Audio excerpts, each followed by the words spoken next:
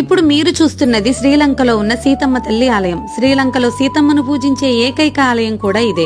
ఈ ఆలయాన్ని సీతా అమ్మన్ ఆలయంగా పిలుస్తారు. ఇక్కడ మరొక విశేషం ఏంటంటే లంకా నగరాన్ని తగలబెట్టిన మన హనుమను ఇక్కడ ఎంతో భక్తితో పూజిస్తారు.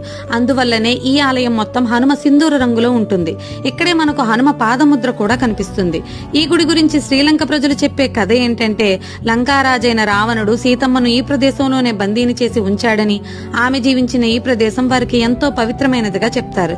కానీ సీతమ్మ కన్నీళ్లు పడ్డ ఈ నేల అప్పటి నుంచి ఎన్నో సంక్షోభాలను ఎదుర్కొంటుందని, దానికోసమే ఈ గుడిని నిర్మించారని, సీతమ్మ వారి విగ్రహ ప్రాణ ప్రతిష్ఠ కోసం శ్రీలంక ప్రభుత్వం భారత ప్రభుత్వాన్ని సరయూ నది నీళ్లు అడిగిందని, ఆ నీటితోనే అమ్మవారి ప్రాణ ప్రతిష్టాపన కూడా జరిగిందని ఇక్కడి వారు వివరించారు. ఈ గుడిలో మనం ఎంతో ఆహ్లాదంగా ఉండే అశోక వాటికను కూడా చూడవచ్చు.